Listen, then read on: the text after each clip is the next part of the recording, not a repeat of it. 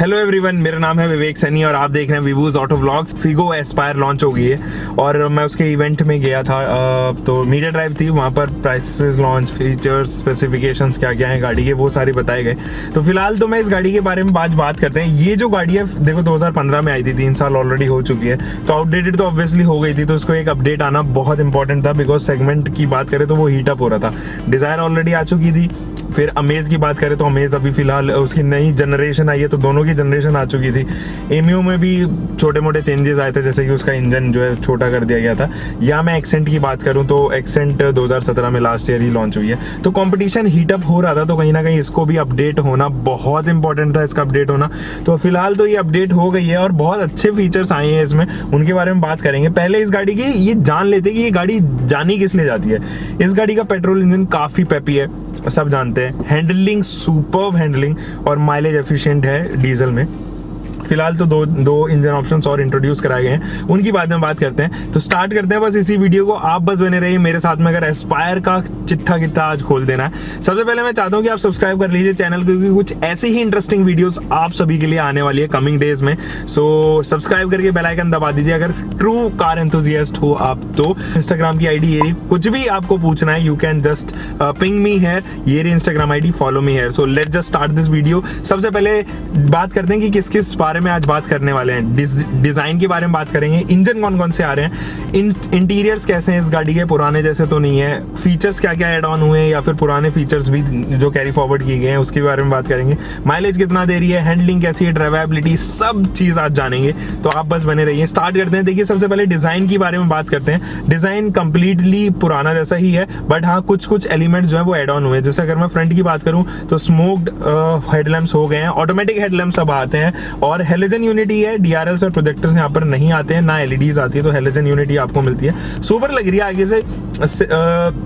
Reflectors जो है ना उनका साइज इंक्रीज किया गया है। तो अगर मैं नीचे की बात करूं तो वहां पर भी आपको क्रोम बहुत ही शानदार लग रहा है इसके फॉग लैम्प्स यूनिट पे।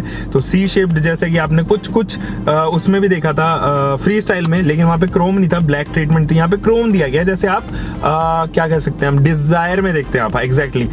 ग्रिल पे भी क्रोम आ गया, चारों तरफ बाउंड्री है जो उसमें भी ग्रिल पे भी आ गया। मैटिश थोड़ी सी फिनिश देने की कोशिश की गई है ग्रिल पे। और अगर मैं नीचे की बात करूं तो एयर डैम जो है वो भी छोटा हो गया, उसमें भी छोटे छोटे एलिमेंट्स आ गए, तो वो चीज थोड़ी अपीलिंग सी लग रही है गाड़ी देखने में, पुरानी जैसी महसूस नहीं करा रही है बिल्कुल भी। अब देखिए साइड प्रोफाइल की अगर मैं बात करूं तो यहाँ पर नए सेट ऑफ एलॉय व्हील्स, नए सेट ऑफ टायर्स आए हैं। 15 इंचेस के एलॉय व्हील्स आ गए या फिर टायर्स आ गए यहाँ पर। 195/55 रेडियल 15 इंचेस के टायर्स हैं, तो ब्रॉडर टायर है, यानी कि हैंडलिंग और मजबूत होगी, आपका कंफर्ट लेवल और बढ़ने वाला है अभी पुराने वाली से। तो टेस्ट ड्राइव करेंगे तब मैं आपको बताऊंगा क्या क्या चीजें चेंज हुई है। तो साइड में डायमेंशंस वही है, लेंथ, विड्थ और ब्रेड्थ की बात करूं तो यहाँ पर 3995 मिलीमीटर की लेंथ, 1605 मिलीमीटर की विड्थ एंड 1525 मिलीमीटर का यहाँ पर हाइट दिया गया। व्हील बेस इसका सबसे ज्यादा है इस सेगमेंट में, 2490 मिलीमीटर का आपको व्हील बेस मिलता है। टायर प्रोफाइल मैंने आपको बता दी। साइड की जो क्लैडिंग है ना वो कंप्लीटली मिसिंग है यार, साइड की क्लैडिंग डालनी चाहिए थी, तो मेरे ख्याल में एज ए नेसेसरी ही डालेंगे। और कहीं पर भी क्रोम लाइन नहीं है विंडो पे, जैसे आप इसके कॉम्पिटिशन में देखते हैं। जैसे डिजायर या अमेज की बात करें तो क्रोम लाइन आ जाती है, डिजायर की अमेज की बात करें वहाँ पे क्रोम लाइन है, तो यहाँ पे क्रोम लाइन नहीं दी है। इंटीग्रेटेड ही है इसके ओवरवीएम में ही टर्न इंडिकेटर।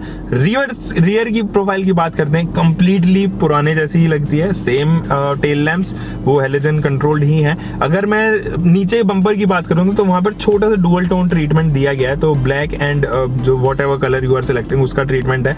और एक छोटे से इंसर्ट आ गए हैं, हालांकि ये जो इंसर्ट फ्री स्टाइल की बात करूँ ना, बहुत बड़े इंसर्ट्स हैं ब्लैक कलर के, लेकिन यहाँ पे छोटे से हैं जो आपको शायद ध्यान से देखें तभी नोटिस आप कर पाओगे। Parking sensors and reverse parking camera दोनों ही यहाँ पर आ चुके हैं, तो वेरी नाइस। डिफॉगर भी आपको ऊपर ही नजर आएंगे। चलिए अब इंटीरियर्स में चलते हैं और इंटीरियर कैसा है उसके बारे में बात करते हैं। इंटीरियर से मैं बहुत ज़्यादा इम्प्रेस नहीं हूँ, क्योंकि आपने ये फिगो में भी दिए हुए हैं, फ्री स्टाइल में भी देखे हुए हैं, पुराने वाले एस्पायर में भी देखे हुए हैं। इंटीरियर जो है ब्लैक एंड बीज कलर के डुअल टोन ट्रीटमेंट के साथ में आ रहा है। अब ब्लैक और बीज कलर का जो डुअल टोन ट्रीटमेंट है वो कंटिन्यूस नहीं है थ्रू आउट द बॉडी, तो आपको केवल डैशबोर्ड पे ब्लैक और बीज मिलेगा, बाकी ऑल अक्रॉस द बॉडी आपको बीज ही मिलेगा। ब्लैकिश एलिमेंट्स दिए गए हैं, जैसे कि आपको यहाँ पर पैनल देखोगे, आप विंडो पैनल देखोगे पावर विंडोज का वो, या फिर ओपनर जो है दरवाजे का डोर ओपनर जो है वो भी ब्लैक ट्रीटमेंट के अंदर है। तो ऐसे ऐसे छोटी छोटी जगह आपको मिलती हुई नजर आएंगी। जो इसके एसी वेंट्स है उसके अंदर सर्कुलर में ही आप जो बैकग्राउंड है वो सिल्वरिश है, वो मुझे काफ़ी पसंद आया यार। तो ये छोटी छोटी चीज़ें हैं जो एड ऑन हुई है। पुंज इंजन स्टार्ट स्टॉप बटन अभी आ गया है। पियानो फिनिशिंग दी गई है, जो इसका सेंटर कंसोल है उसमें पियानो फिनिशिंग दी गई है। यही पियानो फिनिशिंग आपको यहाँ पर पैनल पे भी दिया गया है, और यही पियानो फिनिश आपको स्टेयरिंग पर भी मिलती है। तो पियानो फिनिशिंग भी बहुत सारी लिमिटेड जगह है जहाँ पे वो झोंका गया है। प्लास्टिक क्वालिटी अच्छी है, मैं बहुत अच्छी नहीं कह सकता, not up to Hyundai level. Fit and finishing भी अच्छी है, मैं इस पे भी कोई डाउट नहीं कर सकता। प्लस प्लास्टिक क्वालिटी के साथ में एक चीज़ और है, ये स्क्रैचेबल नहीं है, तो अगर इन पे स्क्रैच भी पड़ता है तो आपको ज़्यादा विजिबल नहीं होगा। ये थोड़ा अनइवन सरफेस जैसी यहाँ पर प्लास्टिक क्वालिटी दी गई है। सेम हैपन्स विद पैनल पर भी। तो जैसे मारुति सुजुकी में ना प्लेन होता है, उसमें क्या होता है मारुति सुजुकी में स्क्रैचेस आने लग जाते हैं। तो मुझे उम्मीद कम है कि यहाँ पर स्क्रैचेस अगर आएंगे तो आपको विजिबल नहीं होंगे, ये चीज़ और है। अगर मैं स्टेयरिंग की बात करूँ ना, कम्प्लीटली पुराने वाला स्टेयरिंग कैरी फॉरवर्ड किया गया है। जो स्टेयरिंग यूनिट है उसमें थंब कंटूर्स तो हैं, लेकिन आपको लेदर ट्रीटमेंट नहीं मिलती है यार, आई एम सॉरी टू से, बट ये वो वाला फील नहीं दिलाएगा आपको जो Hyundai या Honda दिलाता है। उनकी लेदर रैपिंग्स होती है वो बहुत अच्छी लगती है, तो वो वाला फील आपको स्टेयरिंग में पकड़ने में मज़ा नहीं आएगा। बट हाँ, इट इज़ नाइस, मैं इसमें भी कुछ ज़्यादा शिकायतें नहीं निकाल सकता। अगर मैं इंफोटेनमेंट सिस्टम की बात करूँ तो ये 6.5 इंचेस का इंफोटेनमेंट सिस्टम है, Sync 3 टेक्नोलॉजी बेस्ड। मेरे को ये बेस्ट इन क्लास लगता है फिलहाल तो। अमेज से भी, डिज़ायर से भी, एंड्रॉइड ऑटो, एप्पल कारप्ले दोनों ही इसमें आते हैं। ब्लूटूथ कनेक्टिविटी जैसी चीज़ें, और आपको रिवर्स पार्किंग कैमरा जो है वो इसी में इनबिल्ट मिल जाता है। ये चीज़ तो नो डाउट। इसका टच रेस्पॉन्स बहुत स्मूथ है, मक्खन की तरह चलता है यार। तो टच रेस्पॉन्स में मुझे कोई भी समस्या यहाँ पर नहीं है। इंफोटेनमेंट सिस्टम से मैं बहुत इंप्रेस्ड हूँ। फोर्ड का किसी भी कार की इंफोटेनमेंट सिस्टम उठा के देख लो, मैं बहुत इंप्रेस्ड हूँ। आर्म रेस्ट नहीं मिल रहा आपको बॉटम कंसोल पे, तो ये थोड़ा सा हो जाता है, तो आर्मरेस्ट आना ज़रूरी था। चलो नहीं भी है तो कोई प्रॉब्लम नहीं है, क्योंकि डिज़ायर और अमेज ऑलरेडी नहीं ऑफर कर रहे हैं कंपटीशन में। और यहाँ पर छोटे छोटे जो है आपको कैन होल्डर्स मिल जाते हैं, और यहाँ पर कुछ कॉइन होल्डर्स, और यहाँ पर एक जो ऑटोमेटिक क्लाइमेट कंट्रोल है उसके जस्ट नीचे ही आपको स्पेसिंग मिलती है, तो अपना मोबाइल या वॉलेट रख सकते हो। 2 USB पोर्ट्स मिलती हैं, ये अच्छी बात है, और 12 वोल्ट का DC सप्लाई आपको यहाँ पर मिल रहा है। तो ये सारी चीज़ें हैं जो इंटीरियर्स में दिए गए हैं यहाँ पे। फिर आप अगर आप ऊपर अपर कंसोल पे जाएंगे या फिर ऊपर वाले हेड पे जाएंगे तो फिर आपको यहाँ पर हेलोजन रन ही जो है पैसेंजर लाइट्स या फिर कैबिन लाइट्स मैं जिसको कह सकता हूँ वो है। एक चीज़ अच्छी लगी मुझे कि card holder as well as जो ये मिरर है ये दोनों ही यहाँ पर दिए गए हैं, तो ये मुझे काफ़ी इंप्रेसिव लगे दोनों ही एंड पर। तो जो वैनिटी मिरर्स हैं वो दोनों साइड ही दिए गए हैं। IRVM जो है वो ऑटोमेटिक इलेक्ट्रिकली ऑटोमेटिक IRVM आ चुका है, तो ये बहुत अच्छी चीज़ है। Nice step again from Fords and. ठीक है जी, अब ग्लव बॉक्स की बात कर लेते हैं। जो इसका ग्लव बॉक्स है इल्यूमिनेटेड है, लेकिन कूल्ड ग्लव बॉक्स नहीं है। कूल्ड की उम्मीद थी कि कूल्ड आ जाएगा तो ज़्यादा बेटर होगा, बट अगेन जो इसका ग्लव बॉक्स है उसकी कैपेसिटी ठीक है, कोई प्रॉब्लम नहीं आ रही है उसमें भी। अब देखिए यहाँ पर जैसे मैं पेडल्स देख रहा हूँ, तो पेडल्स की जो डिस्टेंसेज हैं वो तो काफ़ी अच्छी है, but there is no foot pedal, जो डेड पेडल है वो यहाँ पर नहीं है। तो ये चीज़ ज़रूर मुझे फोर्ड से शिकायत है कि आपको देना चाहिए था। 6 वे एडजस्टेबल ही आपको सीट्स मिल जाती हैं, ठीक है जी। और इसके बाद अगर मैं बात करूँ तो हाइट एडजस्टेबल सीट्स बेल्ट नहीं है, तो जहाँ पर फिक्स्ड है वो वहीं पे फिक्स्ड है। अगर आपकी हाइट ज़्यादा हुई तो यहाँ पर थोड़ी सी समस्या आएगी, बट ठीक है, सीट बेल्ट्स के साथ में मुझे एज सच कोई भी प्रॉब्लम यहाँ होते हुए नज़र नहीं आती यार। अब स्टीयरिंग यूनिट जो है ना इसका वो भरा भरा सा नहीं लगता मुझे, थोड़ा सा इनकम्प्लीट सा लगता है। ऐसा प्रिटेंड करवाता है कि बहुत ही कम फंक्शंस हैं गाड़ी में। तो ये चीज़ ज़रूर मेरे को लगती है। जो स्टेयरिंग व्हील है और राइट साइड में तो इनकम्प्लीट है बिल्कुल ही। लेफ्ट साइड के जो है कंट्रोल्स हैं जिसमें कि वॉइस कमांड आपको आ जाता है, या फिर आप ट्रैक बदलना चाहते हैं, कॉल पिकअप एंड ड्रॉप के ऑप्शंस आपको यहीं पे मिल जाते हैं। अब और गाड़ियों में क्या होता है ना, कॉल पिकअप एंड ड्रॉप के बटन्स अलग होते हैं, नेक्स्ट के अलग, मतलब अगर आप अपना FM चेंज करना चाहते हैं, फिर कोई म्यूजिक चेंज करना चाहते हैं, उसके बटन्स अलग होते हैं। तो नंबर ऑफ बटन्स अलग हो जाते हैं। इसमें क्या है कि एक ही बटन के दो फंक्शन दे दिए, कॉल पिकअप एंड ड्रॉप भी उसी से हो रहा है और आप ट्रैक चेंज कर रहे हो तो वो भी उसी से हो रहा है। तो ये चीज मल्टी फंक्शनेबल कह दी, जिसको कहते हैं ना प्रैक्टिकलिटी, कॉस्ट कटिंग भी होगी गाड़ी में के अंदर, और उसके साथ साथ जो है प्रैक्टिकलिटी भी होगी, ज्यादा कंफ्यूजन नहीं हुआ। बटन जितने ज्यादा बटन होते हैं ज्यादा कंफ्यूजन होता है। 22 बटन दिए गए हैं एंडेवर में, तो वो लिटरली इंसान कंफ्यूज हो जाता है। और स्टेयरिंग के ऊपर केवल 22 बटन, लिटरली कंफ्यूज हो जाता है। तो उस चीज को रखते हुए तो फिर भी एक और स्टेप मैं कहूँगा अच्छा ही है। इंस्ट्रूमेंटल क्लस्टर जो है इसका वो बेसिक है यार, मुझे ज़्यादा इम्प्रेसिव नहीं लगा। यहाँ पर भी आपको MID मिल जाती है बीच में, जिसमें fuel efficiency, distance to M2 वगैरह आपको मिल जाएंगे। RPM मीटर्स एंड स्पीडोमीटर आपको यहीं पर दिया गया है। इंजन स्टार्ट स्टॉप बटन इस बार आ गया है। तो अगर मैं रियर स्पेस की बात करूँ तो मैं रियर स्पेस पे बहुत ज़्यादा इम्प्रेस्ड नहीं हूँ। अब रीज़न बताता हूँ आपको क्यों। जब आप आगे बैठोगे ना तो आगे आपको ना हेडरूम की समस्या आने वाली है बिल्कुल भी, और ना ही आपको लेग रूम की तो ऑब्वियसली नहीं आएगी। आगे क्या ही लेग रूम की समस्या आएगी, तो इंक्लाइंड है काफ़ी इसका जो डैशबोर्ड है, तो नहीं आती है। लेकिन जब आप पीछे जाते हो ना यार, तो तब थोड़ी दिक्कतें आने हैं। थोड़ा सा जो है हाइट के मामले में क्लस्ट्रोफोबिक लगता है। हाइट जो हेडरूम है ना वो नहीं है, मतलब आपका सर टकराएगा। मैं 5'10" हूँ, तब भी मेरा सर टकरा रहा था यहाँ पे। तो ये समस्या ज़रूर है यार, फोर्ड इसको सॉल्व करना चाहिए था आपको।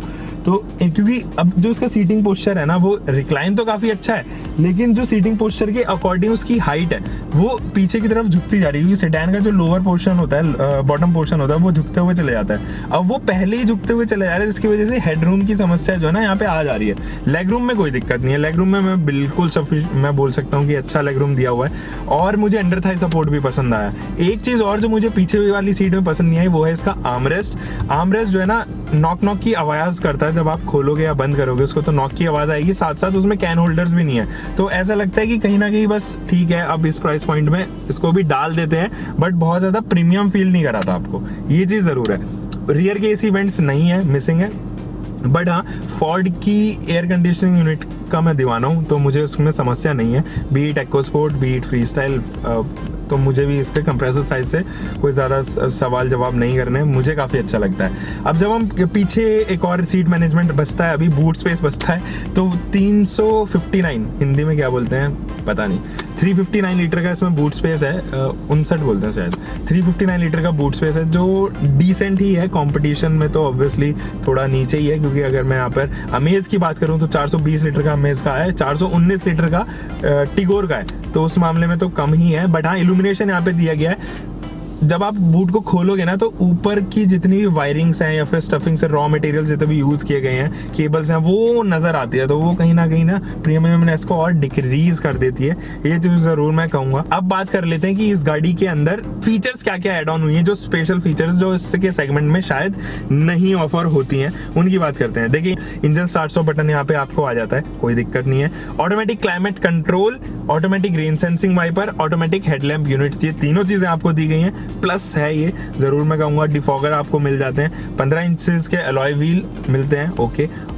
इसके साथ साथ इमरजेंसी असिस्ट जैसी फीचर्स आपको यहाँ पर एड ऑन मिलती है। एक चीज़ जिसने मेरे को लिटरली शॉक किया है इस गाड़ी में, वो है 5 साल की वारंटी। साथ आप अगर किलोमीटर से कंपेयर करें उसको, तो 1 लाख किलोमीटर्स की वारंटी, यानी कि फोर्ड को इतना भरोसा है अपने प्रोडक्ट के ऊपर कि भाई ये खराब नहीं होने वाली। 5 साल या 1 लाख किलोमीटर तक आप पेट्रोल खरीदे, डीजल खरीदे, कोई भी गाड़ी खरीदे, 1 lakh kilometre is a huge mileage. तो इतने माइलेज भी अगर आप सोच रहे हो कि गाड़ी, तो मेरे ख्याल में कुछ भी बचा नहीं है कंपटीशन में, तो क्योंकि 3 इयर्स या फिर अनलिमिटेड किलोमीटर्स होंडा इससे पहले दिया करती थी, जो इस सेगमेंट में बेस्ट थी। लेकिन अब 2 साल और बढ़ा के 1 लाख किलोमीटर कर देना, सुपर्ब जॉब बाय फोर्ड, क्योंकि एक वेरिएंट और इसमें ऐड ऑन हुआ है, एक इंजन ऐड ऑन हुआ है 1.5 लीटर का इंजन जो आपने EcoSport में देखा है, ठीक है जी, नेचुरली एस्पिरेटेड इंजन है ड्रैगन सीरीज का।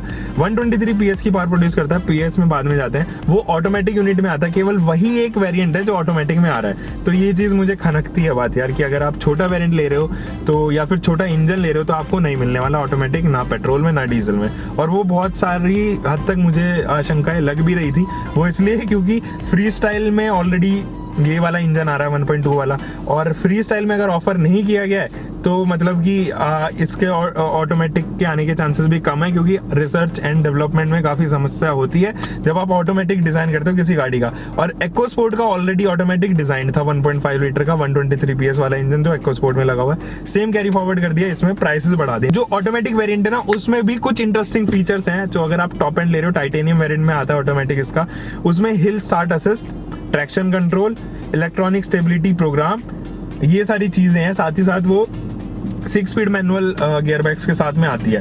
फोर्ड की एक चीज मुझे बहुत लाजवाब लगी, जो ओनरशिप कॉस्ट है ना इस गाड़ी की, बहुत ही कम, सबसे कम है इस टाइम। पेट्रोल में बात करें तो 0.38 रुपीज यानी कि 38 पैसे के करीब आपको ओनरशिप कॉस्ट इसकी पड़ रही है पर किलोमीटर पे पेट्रोल में, और डीजल की बात करें तो 0.4 यानी कि 45 पैसे के करीब पर किलोमीटर पे ओनरशिप कॉस्ट इसकी पड़ रही है। इतना खर्चा आपका मेंटेनेंस में आने वाला है, जो कि लोएस्ट है इस सेगमेंट में। तो superb job done by Aspire या फिर superb job done by Ford. तो इसकी 10 साल के बाद की अगर मैं सर्विसिंग की बात करूं तो आज से 10 साल बाद लमसम 4000 के करीब इसकी सर्विस कॉस्ट आनी है, ऐसा फोर्ड मानता है। और शुरुआती दौर पे तो बहुत ही कम आएगी, तो लास्ट के, क्योंकि जब डिप्रिएशन बढ़ता है तो फिर मेंटेनेंस कॉस्ट भी बढ़ती है। डिप्रिएशन जब एकदम ही नीचे आ जाता है तो मेंटेनेंस कॉस्ट बढ़ जाती है। तो मेंटेनेंस कॉस्ट उस दौरान अगर 4000 है तो literally it's a superb job done by Ford.